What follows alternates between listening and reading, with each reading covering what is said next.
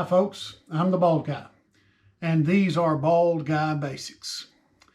Let me apologize for my absence for the last couple of weeks.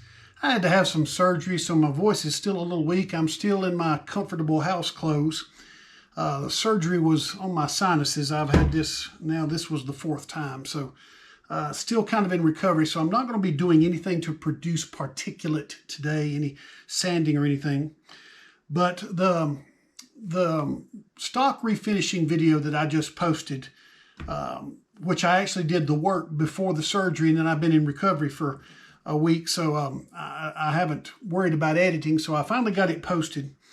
And there's a bit of a story here.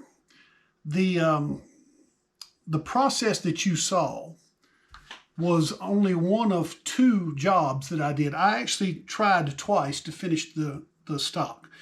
The first time I took some shortcuts. I did, well, not so much shortcuts as experimentation. And, you know, when you don't know what you're doing, you got to try something. And it didn't turn out well. So the final product that you saw was actually the second attempt that I had made.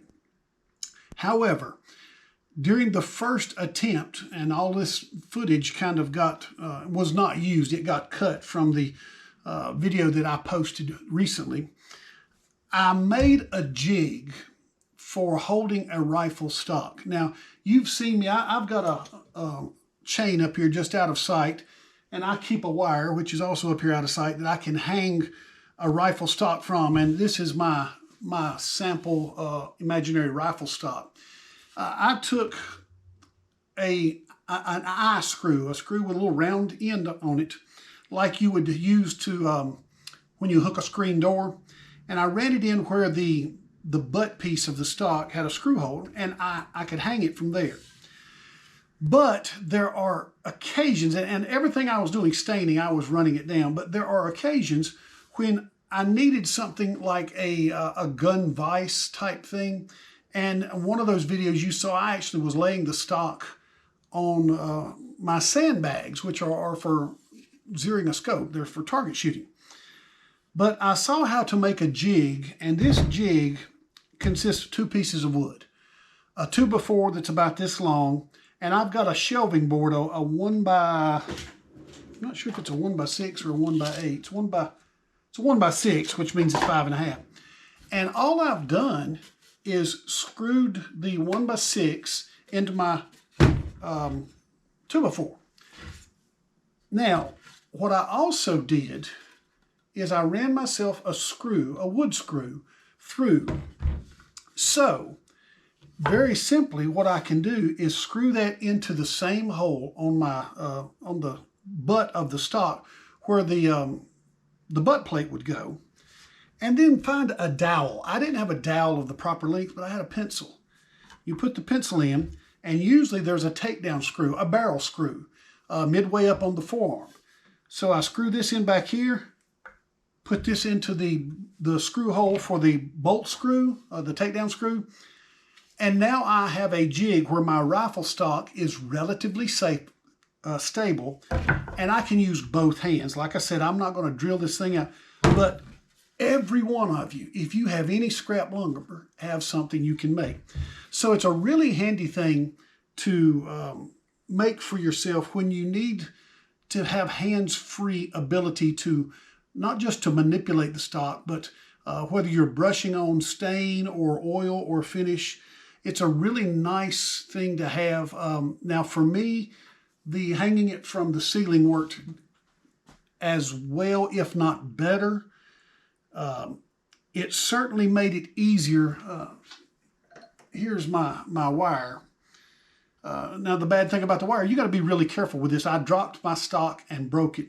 So what I'm going to do, rather than make another video on how this worked, I'm going to go to the video footage I did a couple of weeks ago when I was refinishing my maple stock in a pure oil finish, no stain.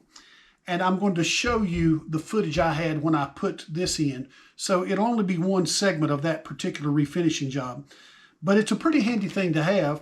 So if you get involved in refinishing a stock, and I'll show you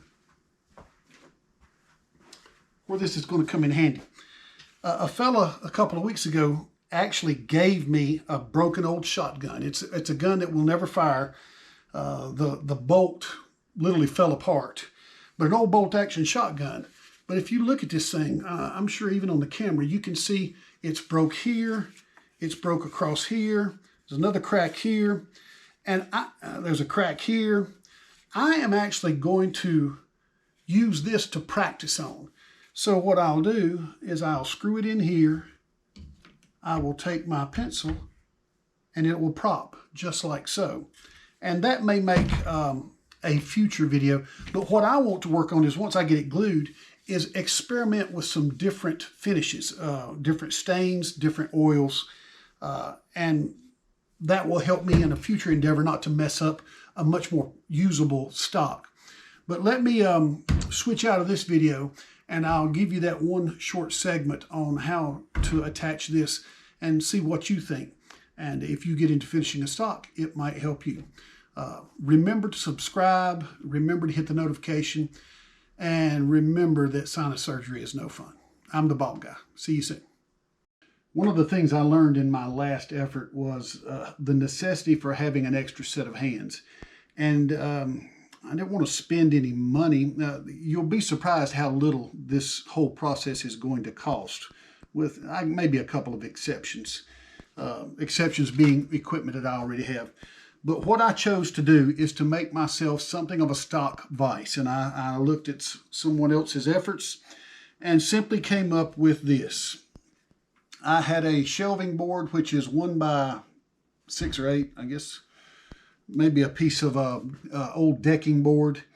And I have a 2x4 on the base. I just ran some long screws, pre-drilled them, ran the screws in there, and locked in this 90-degree vise here.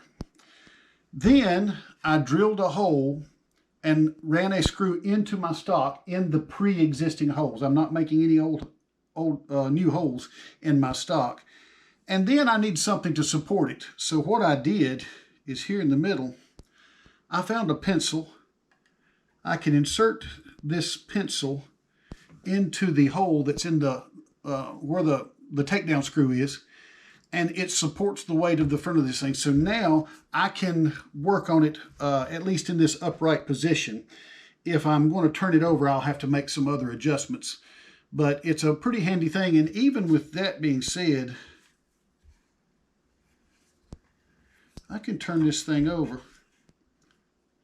and put my pencil on the front of it there in the groove where the barrel would sit, and actually manipulate this pretty well. So I'll use this more for staining and the oil finish than anything else. When I'm stripping this and sanding it, I'm going to release it from this apparatus, but it's a really handy thing to kind of free up your hands.